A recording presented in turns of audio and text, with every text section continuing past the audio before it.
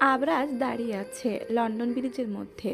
সেখানে দাঁড়িয়ে থেকে সে প্রবাহমান টেমস নদীর দিকে তাকিয়ে আছে। তার মনে নামানো প্রশ্ন। এই 5 বছরে তার জীবনে অনেক পরিবর্তন এসেছে। বয়স বেড়েছে, সাথে মনের ক্ষত গভীর হয়েছে। বিগত বছরগুলোই সে একবারও দেশে ফেরেনি। ছবি বেগমের কাছে যা তথ্য পেয়েছে তাতে নিঝুম এখন ডাক্তার হিসেবে ঢাকা শহরে স্থায়ী হয়েছে। আবরাজ অনেকবার চেষ্টা করেছে নিঝুমের সাথে যোগাযোগ করার, কিন্তু নিঝুম সেরকম কোনো সুযোগই রাখেনি। তাদের ডিভোর্সটাও এখনও কার্যকর হয়নি। তাই নিঝুম এখন তারই স্ত্রী, অথচ আবরাজের অস্তিত্বই সে স্বীকার করতে চায় না। এসব ভেবে আবরাজ একটা দীর্ঘশ্বাস ফেলে। এমন সময় পিঠে কারো স্পর্শ পেতেই পেছনে ফিরে তাকায়। তার দিকে আকুল চোখে তাকিয়ে আছে এলিনা। মেয়েটার জীবনেও দুঃখের অন্ত নেই। বিয়ের পর মার্কসের সাথে তার সংসার সুখেই চলছিল।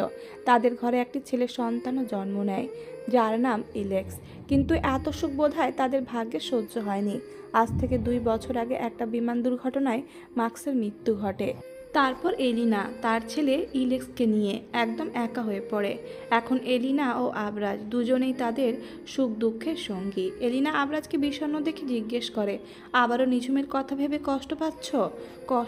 কষ্ট না, বড্ড অনুশোচনা হচ্ছে আমার। আজও আমার নিজেকে নিঝুমের মায়ের মৃত্যুর জন্য দায়ী মনে হয় জানো। আমি একটা রাতও ঠিকভাবে ঘুমাতে পারি না, যেদিন আমি জেনেছিলাম যে নিঝুম কাউকে কিছু না বলে হারিয়ে গেছে। সেদিন থেকে আমার এই অবস্থা।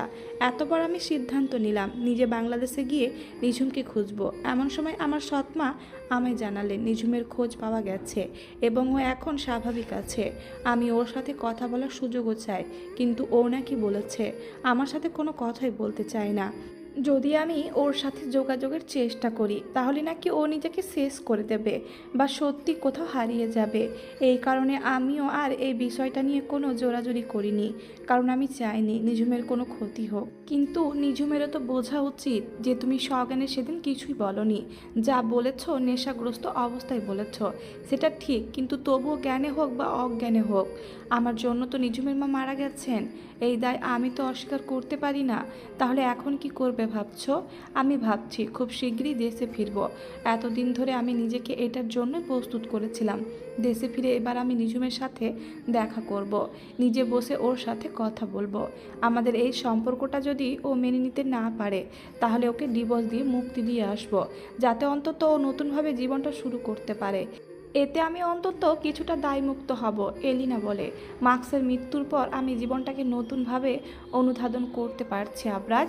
কাউকে ভালোবাসলে কতটা আত্মত্যাগ করা যায়, কতটা নিজের কথা ভুলে তার চিন্তায় মগ্ন থাকা যায়, সেটা আমি জানি। এই যে আমাকেই দেখো, মার্কসের মৃত্যুর পর কম বিয়ের প্রস্তাব তো পেলাম না।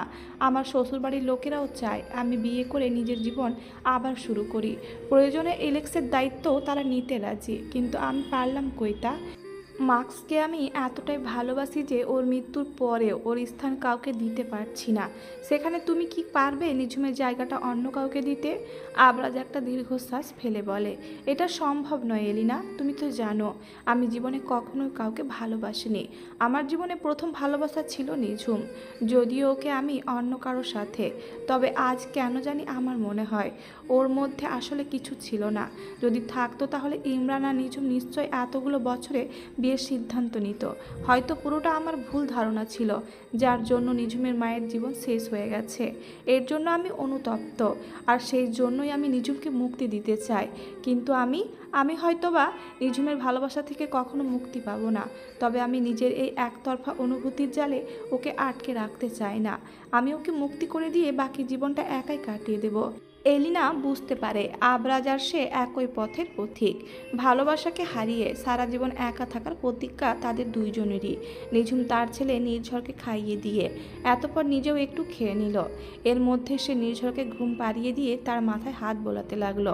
এমন সময় ছবি বেগম তার কাছে এলো। নিঝুম ছবি বেগমকে দেখে বলল, চাচি কিছু বলবেন? নির্ঝর ঘুমিয়ে পড়েছে। জি। ছেলেটা বড্ড জেদি হয়েছে জানো। তাই একটু জেদি। ওর মধ্যে যেন তোমার আর আবরাজের প্রতিচ্ছবি লক্ষ্য করা যায়। একই জেদ রাগ। তবে একটা ব্যাপারে ও এগিয়ে আছে, সেটা হলো ও কিছুটা হলেও বুঝদার। যদি তোমরা ওর মতো একটু বুঝদার হতে তাহলে এই বিষয় নিয়ে কথা বলতে চাই না চাচি। ছবি বেগম দীর্ঘ শ্বাস ফেলেন। নিঝুম বরাবরই বিষয়টা এভাবে এড়িয়ে যায়। এরই মধ্যে হঠাৎ সেখানে চলে আসে মেডিকেল পড়ুয়া আনিকা। সে নিঝুমের মেডিকেল কলেজের একজন ঘনিষ্ঠ বন্ধু, যদিও তার থেকে 2 ব্যাচের ছোট। পরিচয়টা হয়েছিল আনিকার একটা অ্যাসাইনমেন্টে নিঝুমের সাহায্য নেওয়ার মাধ্যমে। প্রথমে সিনিয়র জুনিয়র সম্পর্ক থাকলেও একসময় তা বন্ধুত্বের রূপ নেয়। তবে তার আরও একটা পরিচয় আছে, সে আবিরের প্রেমিকা এবং হব স্ত্রী। কিছুদিনের মধ্যেই তাদের বিয়ে। আনিকার সাথে আবিরের পরিচয় মূলত নিঝুমের মাধ্যমে। চলাফেরা করতে অক্ষম আবিরের সাথে দেখা করেই তার প্রতি কিছুটা করুণা তৈরি হয়েছিল আনিকার মনে। সেই করুণায় যে কখন ভালোবাসার রূপ নেয় সেটা সে নিজেও জানে না। একসময় তারা দুজন একে অপরের গভীর প্রেমে পড়ে। তাদের ভালোবাসার পথটা মসৃণ ছিল না। আবিরের এই অক্ষমতার জন্য আনিকার পরিবার তাদের এই সম্পর্কটা শুরুতে একদম মেনে নেয়নি, কিন্তু আনিকা নিজের জেদে অটল থেকে তাদের রাজি করিয়েছে, যার ফলস্বরূপ এখন তাদের ভালোবাসা পূর্ণতা পাবার পথে। আনিকা এসেই সবার উদ্দেশ্যে বলল, কেমন আছো তোমরা সবাই? আনিকাকে দেখে নিঝুম খুশি হয়ে বলে, তুমি কখন এলে? এই তো এখন। আচ্ছা, আমার নির্ঝরবাবু কোথায়? ঘুমিয়ে পড়েছে নাকি? হ্যাঁ, একটু আগেই ঘুমালো ও। ওর জন্য এই চকলেটগুলো এনেছি, রেখে দে তো। এমন সময় কেউ পেছন থেকে বলে উঠল, তোমায় না কতবার বারণ করেছি নির্ঝরের জন্য এমন আনহেলদি খাবার আনবে না, ক্যাভিটি হবে তো। আনিকা পেছন ফিরে তাকিয়ে দেখে হুইল চেয়ারে করে এগিয়ে আসছে আবির। তাকে দেখে সে মুখ বাঁকিয়ে বলে, আসছেন আমার মিস্টার খারুস। আমি একজন মেডিকেল স্টুডেন্ট, বুঝলে? আমায় তোমায় জ্ঞান দিতে হবে না। তুমি মেডিকেল স্টুডেন্ট হতে পারো, তবে আমাদের বাড়িতে একজন ডাক্তার আছে, তাই আমারও এই বিষয়ে জানা আছে। এই নিয়ে তাদের দুজনের মাঝে ছোটোখাটো একটা তর্ক লেগে যায় এবং ছবি বেগম ও নিঝুম এসব দেখে হেসে ফেলেন। ছবি বেগম বলেন, যাক, আমার ছেলেটাকে সামলানোর জন্য কেউ তো এলো। নিঝুম ঘরে এসে ঘুমন্ত নির্ঝরের দিকে তাকিয়ে হাসলো। এতপর ছেলের মাথার কাছে বসে তার মাথায় হাত বুলিয়ে দিতে দিতে বলল, তোমাকে ঘিরেই এখন আমার পুরোটা জীবন। আমার এই কষ্টে ভরা জীবনে তুমি আশা নিয়ে এসেছো। তোমার জন্যই আমি আজ অবধি বেঁচে আছি, না হলে কবেই নিজেকে শেষ করে দিতাম। এখন আল্লাহর কাছে শুধু একটাই প্রার্থনা করি, কেউ যাতে কোনো দিনও তোমার থেকে আমায় আলাদা করতে না পারে। দরজায় দাঁড়িয়ে এ সমস্ত দৃশ্য দেখেন ছবি বেগম। মা ছেলের বন্ধন দেখে তার ভীষণ ভালো লাগে, তবে একই সাথে নিজের বক্ষে তীব্র ব্যথাও অনুভূত হয়। তার কেন জানি বারংবার এটাই মনে হয় যে তিনি ছোটবেলায় যেমন আবরাজকে তার বাবার থেকে আলাদা করে তার শৈশবের সমস্ত আনন্দ কেড়ে নিয়েছেন, ঠিক তেমনি একইভাবে তার সন্তানের কথা তার থেকে গোপন রেখে তাকে পিতৃত্বের স্বাদ থেকেও বঞ্চিত করছেন। এই অনুশোচনা নিয়ে তিনি প্রতিদিন রাতে ঘুমাতে গিয়েও শান্তি পান না। এসব ভেবে দীর্ঘশ্বাস ফেলে তিনি সরে আসেন। ড্রয়িং রুমে এসে দেখতে পান তার স্বামী আলমগীর খান বসে বসে খবরের কাগজ পড়ছেন। ছবি বেগমকে দেখে তিনি বলে ওঠেন, কি হলো, তোমায় এমন লাগছে কেন? ছবি বেগম আফসোসের সুরে বলেন, ওই একই ভাবনা যা আমায় দীর্ঘ 5 বছর থেকে শান্তি দিচ্ছে না। আলমগীর খান গম্ভীর স্বরে বলেন, এই ব্যাপারে আমি আগেও তোমাকে বলেছি। দেখো, নির্ঝর আমার বংশের সন্তান, ও আমার নাতি হয়, অথচ ওর নিজের বাবাই ওর অস্তিত্ব সম্পর্কে অবগত নয়। ব্যাপারটা কি এতটাই স্বাভাবিকভাবে মেনে নিতে পেরেছি আমি? মোটেই না। আমি নিজেও তোমার আর নিঝুমের ওপর প্রচণ্ড বিরক্ত এটা নিয়ে। এমনিতেই ছোটবেলায় আমি নিজের ছেলেকে ওভাবে একা ফেলে যাওয়ায় আজ অবধি ওর সামনে মাথা উঁচু করে দাঁড়াতে পারিনি। আমার ছেলেটা আমাকে বাবা বলে ডাকে না, তার ওপর ও যখন জানবে ওর সন্তানের পরিচয় আমি এতগুলো বছর লুকিয়ে রেখেছিলাম, তখন তো আমার মুখের ওপর থুতু ছিটাবে। কিন্তু আমারও যে হাত পা বাঁধা। নিঝুম আর তোমার জেদের কাছে বারংবার হার মানতে হলো আমায়। তবে এবার আমি সিদ্ধান্ত নিয়ে ফেলেছি, আর চুপ থাকবো না। এতদিন যা হবার হয়েছে, এবার আমি আবরাজকে সমস্ত সত্যটা জানাবো। সামনেই তো আবিরের বিয়ে, আবরাজকেও আমি আবিরের বিয়ে উপলক্ষে দেশে আসতে বলবো। তারপর ও দেশে ফেরার পর ঠান্ডা মাথায় বসে ওকে সমস্ত ঘটনা খুলে বলবো। তারপর যা হবার হবে। নিজের স্বামীর মুখে এহেন কথা শুনে চমকে ওঠেন ছবি বেগম। বলে ওঠেন, এটা তুমি কি বলছো? এমনটা হলে যে নিঝুম আর আবরাজের মধ্যে আবার একটা নতুন লড়াই বেঁধে যাবে, তো আর কি করব আমি? হাত পা গুটিয়ে অনেক বসে থেকেছি, আর নয়। আমার কথাটা মনোযোগ দিয়ে শোনো। আবরাজ ও নিঝুমের মধ্যকার সম্পর্কটা কিন্তু এখনও শেষ হয়নি। আমি নিঝুমকে নানাভাবে বুঝিয়ে এই 5 বছর ওদের সম্পর্কটা টিকিয়ে রেখেছি। তাই আমি চাই এবার ওদের পুনর্মিলনের ব্যবস্থা করতে। আমি চাই আবরাজ, নিঝুম, নির্ঝর সবাই একত্রে মিলে একটা সুখী সংসার গঠন করুক। সেটা কিভাবে সম্ভব সবটা আমার ওপর ছেড়ে দাও। আমি নিজে আবিরের বিয়ে উপলক্ষে আবরাজকে দেশে আসতে বলবো। তারপর সমস্ত ব্যাপার আমি সামলে নেব। কয়েকদিন পর আবরাজ নিজের সমস্ত জিনিসপত্র গুছিয়ে নিচ্ছে। এমন সময় হঠাৎ কারো পায়ের শব্দ শুনতে পেয়ে পেছনে ফিরে তাকিয়ে দেখতে পাই দৌড়াতে দৌড়াতে ইলেক্স এগিয়ে আসছে। সে এসে আবরাজকে বলে, আঙ্কেল তুমি কি কোথাও যাচ্ছ? আবরাজ হেসে ইলেক্সকে কোলে তুলে নিয়ে বলে, হ্যাঁ ইলেক্স, আমি সিলেটে যাচ্ছি। ইলেক্স অনেক কষ্টে বলে, সিল, এটা কোথায়?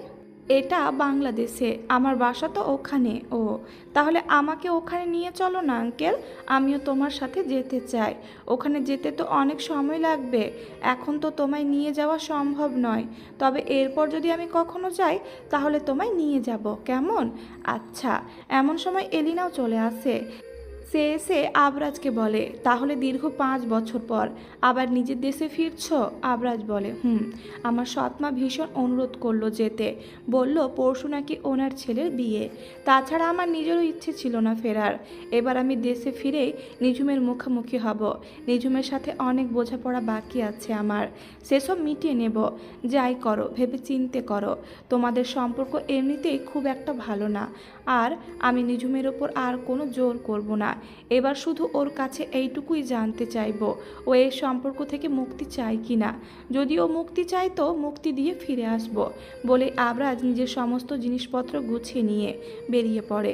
এলিনা দীর্ঘ শ্বাস ফেলে বলে, তুমি মুখে যত যাই বলো, আমি জানি তুমি নিঝুমকে কতটা ভালোবাসো। আমি গডের কাছে প্রার্থনা করব যেন তোমরা নিজেদের মধ্যে সব ভুল বোঝাবুঝি মিটিয়ে নিতে পারো। এতপর সেও ইলেক্সকে নিয়ে বেরিয়ে পড়ে। একদিন পর পুরো খানভিলা যেন এখন এক নতুন রূপে সেজে উঠেছে। আগামীকাল আবিরের সাথে আনিকার বিয়ে। সেই বিয়ের আয়োজন চলছে পুরো বাড়ি জুড়ে। নিঝড়ের জন্য যেন এই বিয়ে এক উৎসবের আমেজ সৃষ্টি করেছে। সে তো আজ সারাদিন বাড়ি জুড়ে হেসে খেলে বেড়াচ্ছে। নিঝুমও নিজের ছেলের এই আনন্দে আনন্দিত। তবে তবুও সে নির্ঝরকে সতর্ক করে বলল, নির্ঝর শোনো, গুড বয় হয়ে থাকবে। আমি এখন হাসপাতালে যাচ্ছি। ফিরে এসে যেন তোমার গ্র্যানির কাছে না শুনি যে তুমি কোনো দুষ্টুমি করেছ, কেমন? আচ্ছা আম্মু। নির্ঝর কথা দিচ্ছে সে কোনো দুষ্টুমি করবে না। নিজের ছেলের মুখে এই কথা শুনে নিঝুম তার গালে একটা হামি দেয়। এতপর সামনের দিকে পা বাড়ায়। ছবি বেগম নিঝুমকে যেতে দেখে তার মুখোমুখি হয়ে বলেন, আজকের দিনে হাসপাতাল না গেলেই নয়। আসলে চাচি, অনেক রোগী এসেছে সিলেট মেডিকেলে। আমার এমনিতে আগামীকাল ছুটি নেওয়া, তাই আজ আর নতুন করে ছুটি ম্যানেজ করা যায়নি। ও ঠিক আছে, তবে চেষ্টা করো আজ তাড়াতাড়ি আসার। আচ্ছা ঠিক আছে, আমি চেষ্টা করব আজ যতটা তাড়াতাড়ি সম্ভব ফিরে আসার। বলেই নিঝুম বেরিয়ে যায়। নিঝুম বেরিয়ে যেতেই ছবি বেগমের মুখে রহস্যময় হাসি দেখা যায়। মনে মনে বলেন, এবার সব কিছু ঠিক হবার পালা, একটা ভাঙা পরিবার জোড়া লাগার পালা। নির্ঝর তখনও নিজের মতো খেলার ছলে ব্যস্ত ছিল। ছবি বেগম নির্ঝরের দিকে এগিয়ে গিয়ে তার মাথায় হাত বুলিয়ে দেন, বলেন, এই ছোট্ট ছেলেটার জীবনেও এবার বাবার ভালোবাসা আসুক। এমন সময় নির্ঝরের খেলনা বলটি গড়িয়ে গড়িয়ে দরজার দিকে যায়। নির্ঝর বলটি নিতে ছুটে যায় দরজার দিকে। এমন সময় দরজার সামনে এসে দাঁড়ায় কেউ। এতপর নিজের হাতে সেই বলটা তুলে নেয়। নির্ঝর আগন্তুকের দিকে তাকিয়ে বলে, এটা আমার বল, আমায় দিয়ে দাও। আগন্তুক বলে, তাই বুঝি, তোমার বল এটা? দাও আমায়। অন্যের জিনিস নেওয়া পচা কাজ। এটা তোমায় কে বলেছে? আমার আম্মু বলেছে। তোমার আম্মু কোথায়? আমার আম্মু হাসপাতালে গেছে। আমায় বলটা দাও। আগন্তুক বিস্মিত চোখে নির্ঝরের দিকে তাকায়।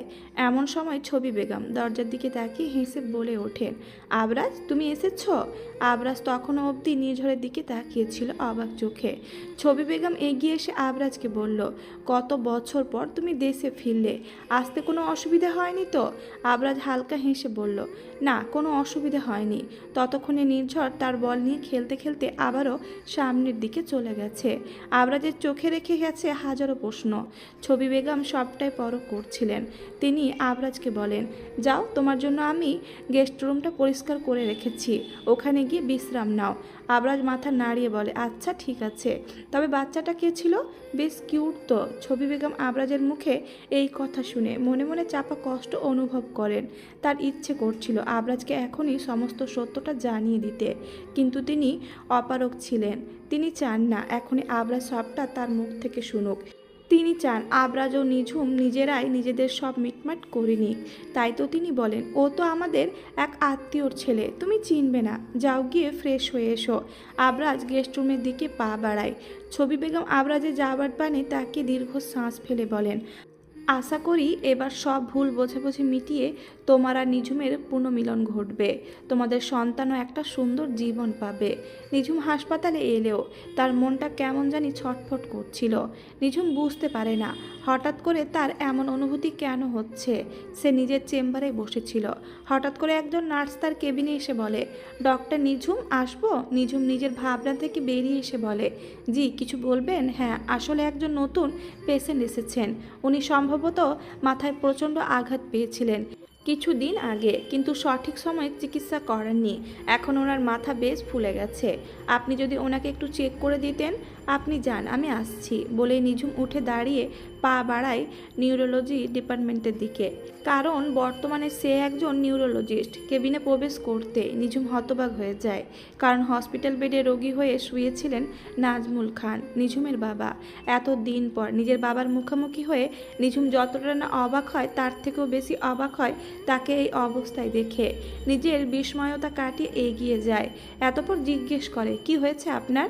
নিঝুমের কণ্ঠ শুনে ভীষণ কষ্টে তার দিকে ফিরে তাকান নাজমুল খান। কিছুক্ষণ নীরবে চেয়ে থাকেন নিঝুমের পানে, এতপর মলিন হেসে বলেন, বেশি কিছু না, এইসবই আমার পাপের ফল।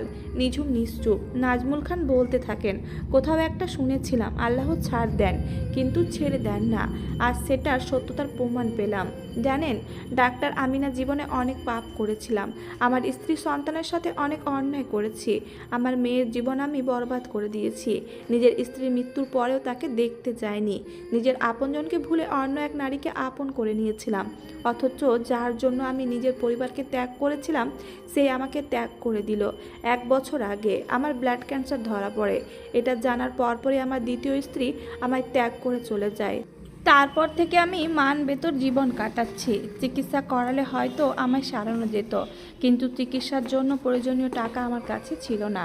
তারপর এই রোগে আক্রান্ত হওয়ার পর আমাকে নিজের অতীতের করা পাপগুলো কষ্ট দিচ্ছিল।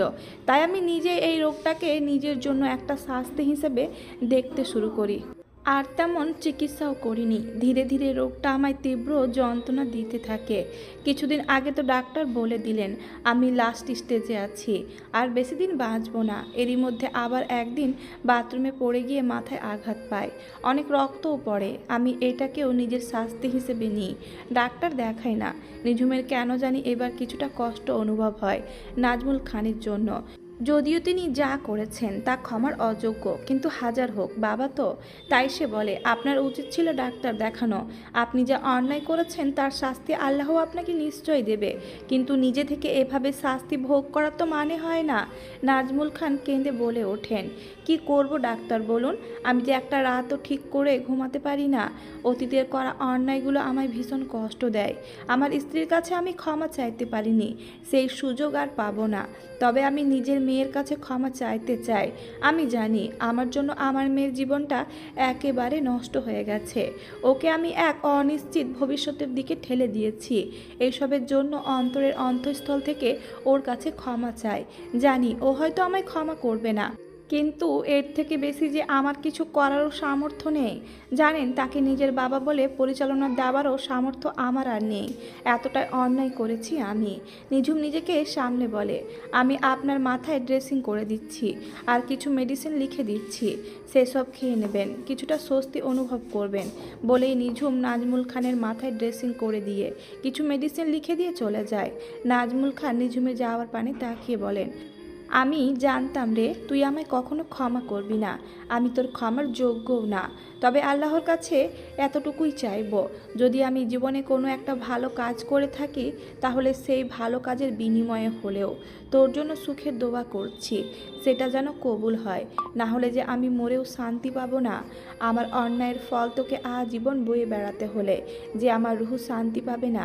হে আল্লাহ, তুমি আমার মেয়েটার জীবনে একটু সুখের হদিস দাও, ওকে আর কষ্টে রেখো না বলেই কাঁদতে থাকেন তিনি। আবরাজ আবিরের সাথে দেখা করে। আবির আবরাজকে দেখে ভীষণ খুশি হয়। আবরাজকে তো সে নিজের বড় ভাই হিসেবেই সম্মান দেয়। আবরাজ আবিরের উদ্দেশ্যে বলে, তুমি যেই নতুন জীবন শুরু করতে যাচ্ছ তা যেন সুখের হয় এই দোয়াই করি। আপনাকে ধন্যবাদ ভাইয়া। আবরাজ স্মিত হাসে। হঠাৎ করে তার মনে পড়ে যায় নিঝুমের কথা, নিঝুমের সাথে তার বিয়ে, তারপরে সমস্ত ঘটনা। সেও তো অনেক আশা নিয়ে এভাবে বিয়ের জন্য প্রস্তুত ছিল, অথচ বিয়ের আসরে তার সমস্ত আশা ভেস্তে যায়। এতে কি তার রাগ হওয়া স্বাভাবিক ছিল না? এই জন্যই তো নিঝুমের সাথে খারাপ ব্যবহার করেছিল সে। এদিকে আবির ভাবে আবরাজের থেকে সে এতদিন সব সত্য লুকিয়েছে, কিন্তু এবার আর না, এবার সে সমস্ত সত্য আবরাজকে বলে দেবে। এতে তার মা আর নিঝুম যা প্রতিক্রিয়া দেখায় দেখাক। তাই আবির আবরাজকে বলে, ভাইয়া আপনাকে আমার কিছু বলার আছে। হ্যাঁ বলো। আমি জানি না এসব শোনার পর আপনার প্রতিক্রিয়া কেমন হবে, হয়তো আপনি অনেক অবাক হবেন, রেগেও যেতে পারেন, কারণ ব্যাপারটা নিঝুম আপিকে নিয়ে। নিঝুমের নাম শুনতে আবরাজ চমকে ওঠে। বিস্মিত স্বরে বলে, নিঝুম কোথায় ও? তুমি কি ওর কোনো খবর জানো?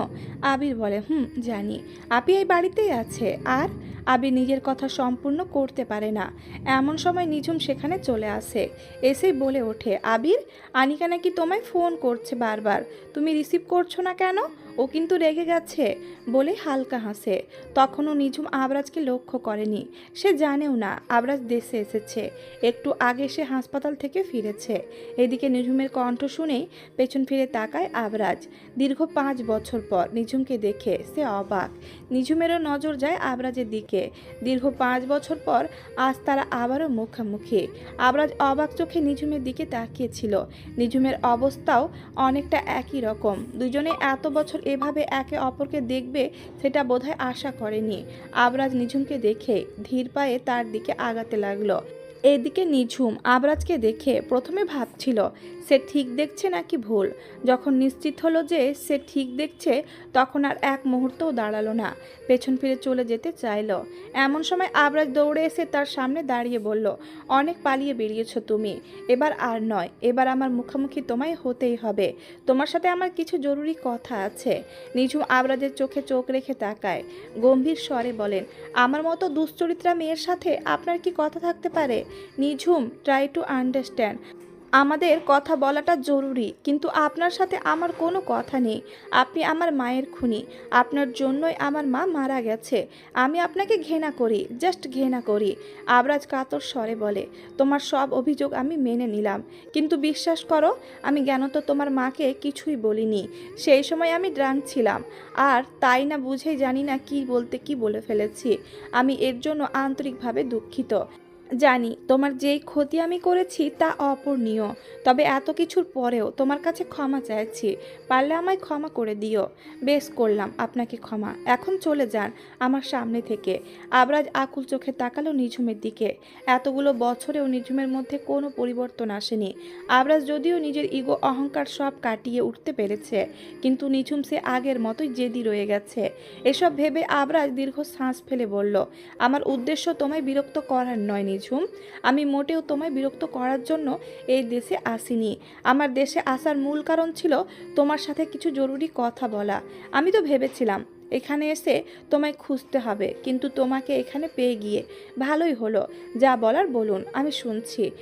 আমি তোমাকে মুক্তি দিতে এসেছি নিঝুম। মুক্তি?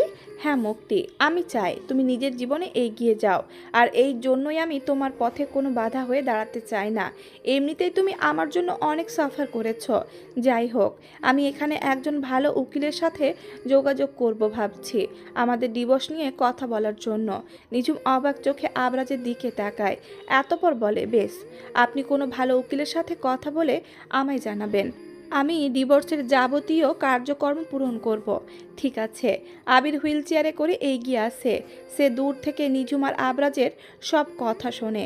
এইসব শুনে সে আর থাকতে পারে না, তাই তো এগিয়ে এসে বলে, এভাবে কোনো সিদ্ধান্ত নেওয়া ঠিক না আপি। তুমি একবার ভেবে দেখো, এই সম্পর্কটা এভাবে ভেঙে না দিয়ে তো সম্পর্কটাকে একটা নতুন সুযোগ দিতে পারো। এটা তো এখন শুধু তোমাদের দুইজনের ব্যাপার নয়, এখন এখানে আরও একজনের ভাগ্য জড়িয়ে আছে। আবরাজ অবাক স্বরে জানতে চায়, আরও একজনের ভাগ্য মানে?